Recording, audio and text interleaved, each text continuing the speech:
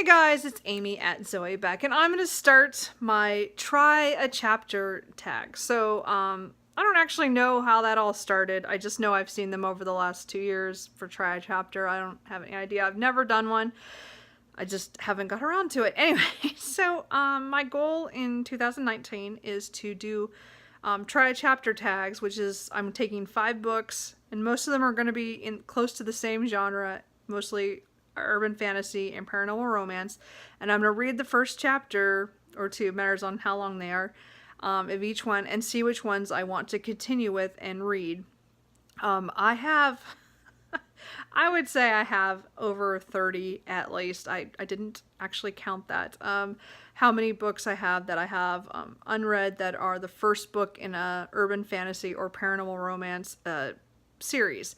So in order to get myself to read them, I want to do this tag to kind of get through them and decide which ones I should focus on. I just can't read all the series anymore, but I should read some of them.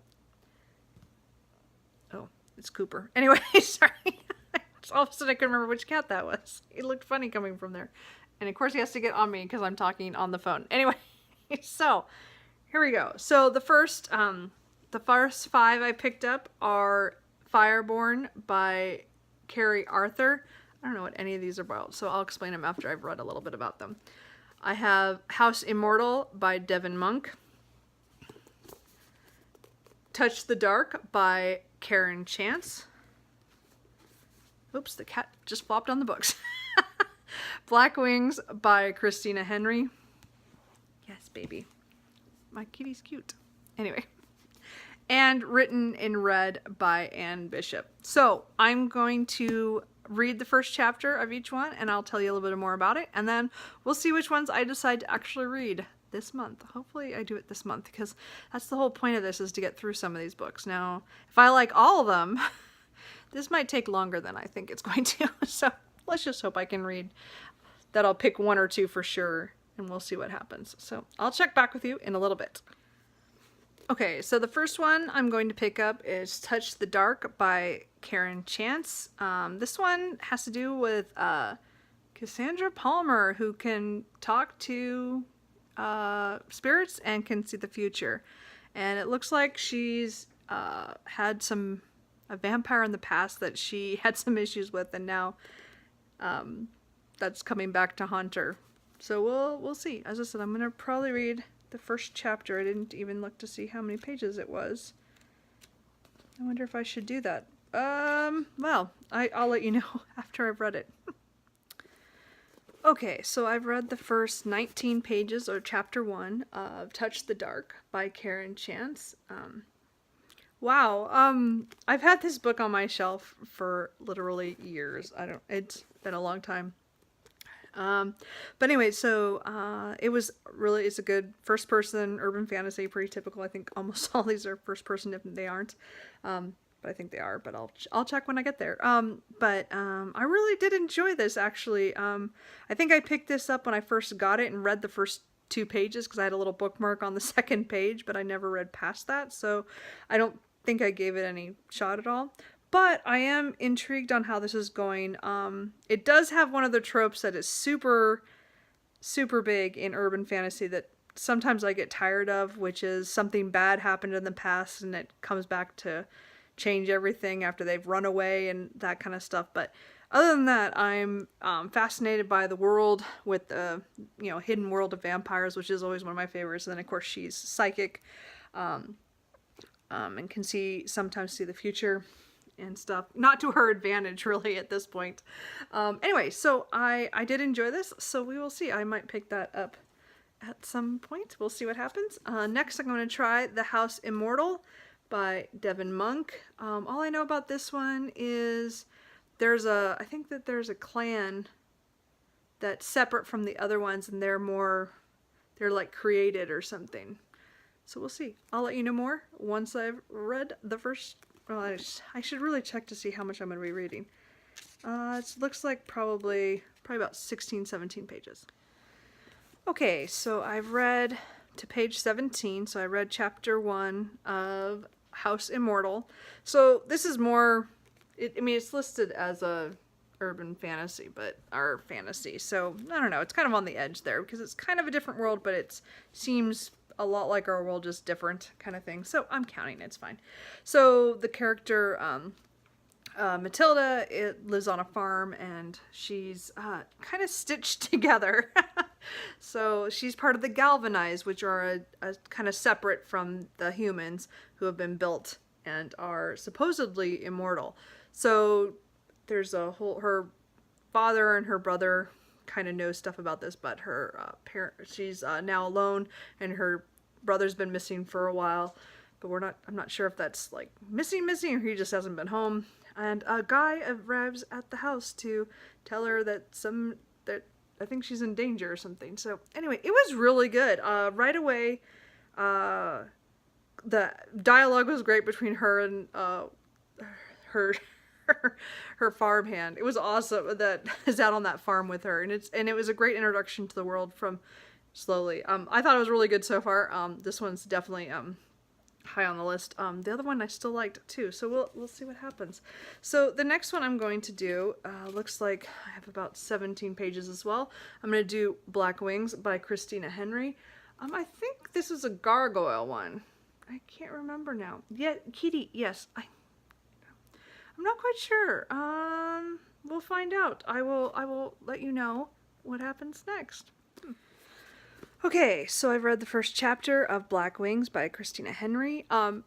Turns out she's not the gargoyle. She has a gargoyle, like, kind of guardian thing. Anyway, named Beazle. Anyway, so this is Maddie Black, and she actually leads the dearly departed to the door. So she has wings to fly her to where somebody has died, and then she untethers them, and then they're supposed to go through the door wherever that is, but that's her job.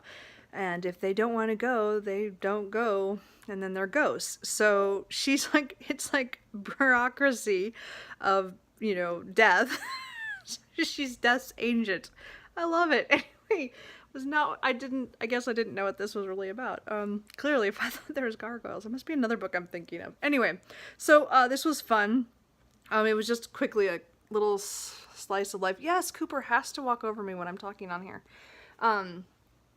So I did like this one too. I'm intrigued because she owns it's in Chicago, and she owns a couple apartments, or she might even own the whole building, and she's trying to get a tenant, and the tenant who comes is named Gabriel, and he's kind of suspicious, I think, right off, so we'll have to see what happens. But it's interesting. It's the bureaucracy of death. It's a death's agent, and she was, it was pretty good, man.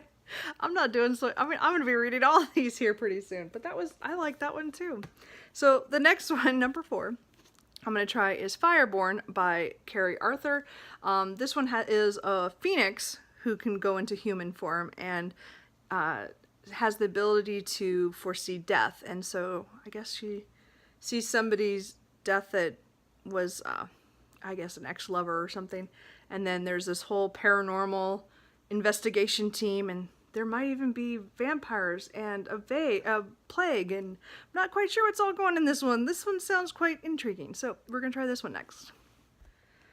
Okay, so I read, what did I say, about 21 pages of Fireborn for the first chapter. So this takes place in Melbourne, Australia, which was cool. It's a different, whole nother place. I haven't read as many books from Australia as I'd like to. I keep picking up books for there, so that's good. So like I said, she was a phoenix who can take human form, and she foresees the death of her ex-lover, and that didn't go quite so well, because when she gets involved, tries to save somebody instead of just letting them die, somehow there's consequences to that. So it is very interesting. They do talk about the Crimson Death, so plague, so it's the Crimson Death, and those are weird creatures, so that'll be interesting. It does have one of those tropes, again, that I don't like as much, where it's the ex-lover, that starts this off. So I don't know how prominent he'd be in there. I mean, it's the first full chapter, but then she leaves him at the end of that to go back home. So I'm not sure how much of a deal he is. If he's a big part of this book, I will hate this book. I hate to say that unless something majorly changes. So I'm not sure about this one. This one's lower on the list of ones I want to read. I think the world is fascinating. I want to know more about the Phoenix stuff. And this one has werewolves and vampires are in the world, and everybody knows about them. But this plague is new and being kept under wraps. And but people like her who are like phoenixes or other creatures that are not so popular, they still hide because there are people who of course hate them because humans are like that. Anyway, so as I said, there was parts of it I liked, but just that whole ex-boyfriend thing, I have issues with that. It just, so many books go that way.